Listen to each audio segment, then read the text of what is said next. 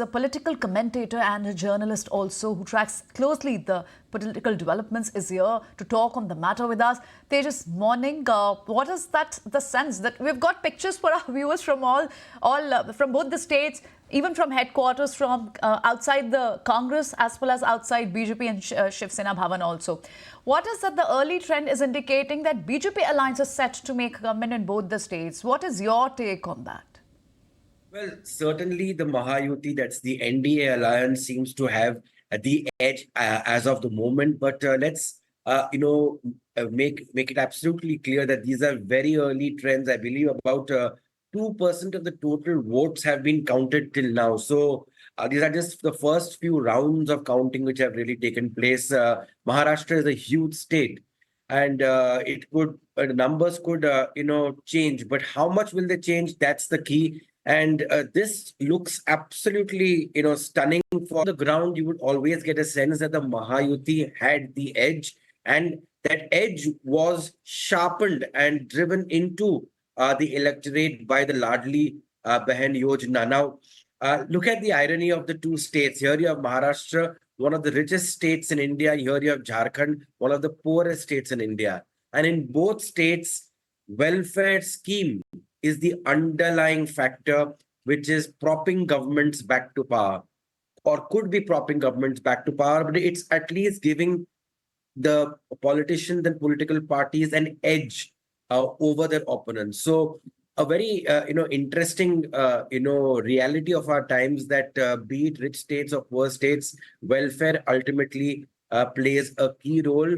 The Prime Minister and the BJP may call it Revdi, and that is true. At times it is Revdi, but at times it is also welfare. So it's a very thin line, but I think the NDA government's Mahayuti's Ladli Behan Yojana would have made a huge impact, because if you look carefully, the leads are very strong in Vidarbha, where you have agrarian crisis, you have rural distress, and the BJP had not done well during the Lok Sabha. Then they are seeing reverses now, where the BJP has really improved, and also the same in Marathwada, where the Maratha agitation also had punctured their number of seats in the Lok Sabha election. So I think one scheme and many other factors, smaller factors, have helped the BJP and the NDA alliance to at least, as of the moment, it does look like they could be making a big comeback.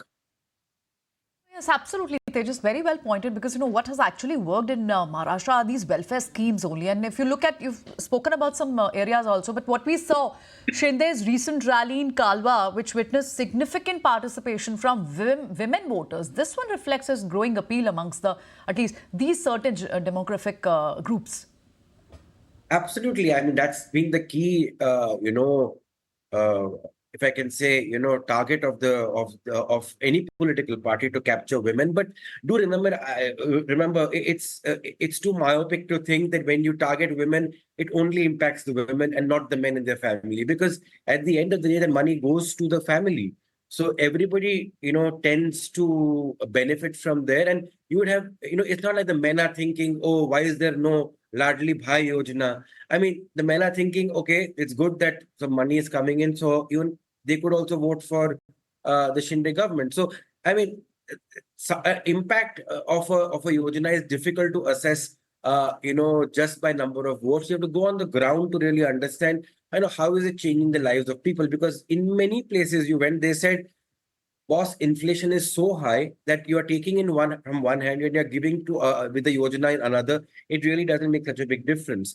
Now, everybody doesn't feel it the same way. Inflation is slightly different in certain areas. So, and there are other dynamics in a family which run, that go on to, keep the balance of, your house's, deficit. So they try so I think what the Yojana has done is probably brought once again in front of us that while India is progressing, while Maharashtra is aiming to become a 1 trillion economy, I mean, at the end of the day, it's really basic bread and butter issues which are very important. Absolutely. In fact, these are the key issues, and this is what the voters are going to vote for. A large part comes in, the large reason comes in the welfare schemes. Now, talking about Jharkhand also. Now, Tejas, when maybe the kind of credit or maybe the kind of attention one man could get from Jharkhand politics could be Champai Soren. What do you have to say on that? Well, I mean, Champai Soren became the chief minister, and then so everybody did think that he would have a, and then he left, and then it was believed that he would have a very big impact. May not be so really. I mean, until yesterday we were talking about, can the man retain his own seat, not forget get more seats, but retain his own seat. So I think it's going to be, Jharkhand is going to be really neck to neck.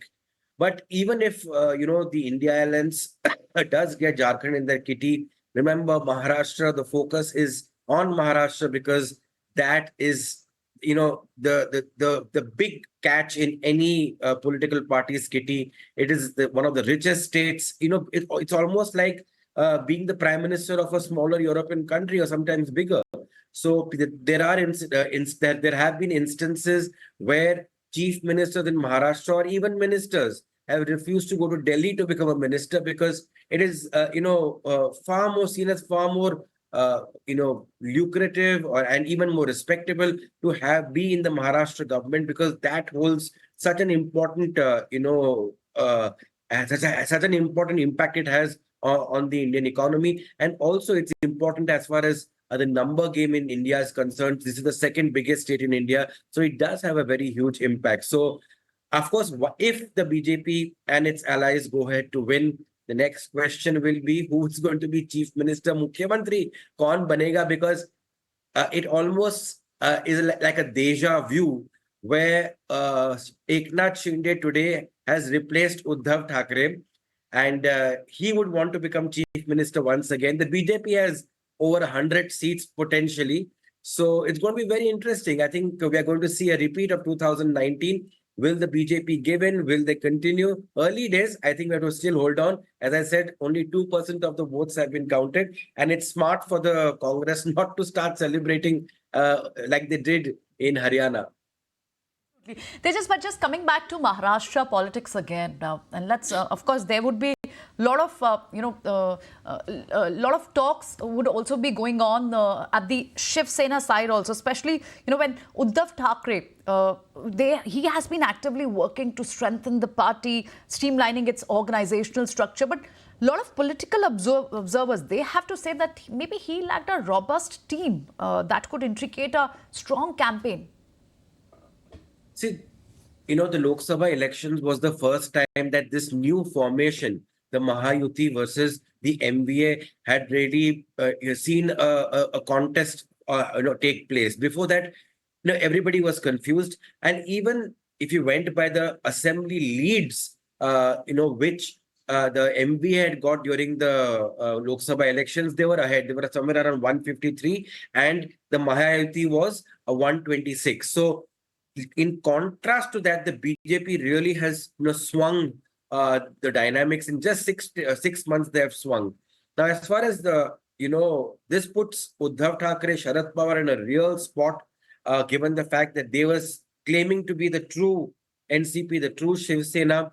But there is very little doubt now that Eknath Shinde has once again been able to enter into the minds of the Marathi Manus and convince them that he is no less a true Shiv Sainik as much as the real, scion of Balasaheb Thackeray, Uddhav Thackeray may be claiming. So it's extremely interesting because it's not just because of Eknath Shinde, but also the contributions made by the BJP into the Marathi Manu psyche, which also pushed them to vote for Eknath Shinde. So this puts, Uddhav Thackeray and Sharad Pawar, you are right, in a very difficult spot.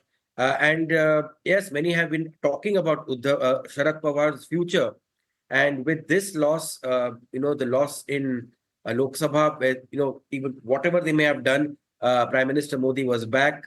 I think, we could see him taking some sort of a different the designation or a position as far as this party is concerned. Maybe we could see the next generation really coming up. Uddhav Thackeray is still young. His son is still, has just started his career. So they have a long way to go. But as of the moment, at least, Eknath Shinde seems to have established himself as a strong, and if not, the only contender to the Shiv Sena in Maharashtra.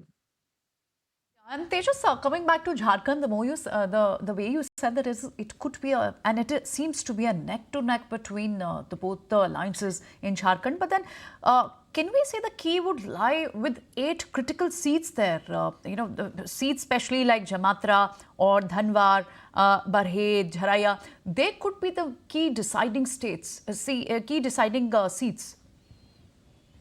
I think one has to understand that again, uh, sometimes from the prism of Delhi or Bombay, we forget that the ground realities, keep shifting, but one reality does not shift, and that is how inflation, unemployment really bite the poor.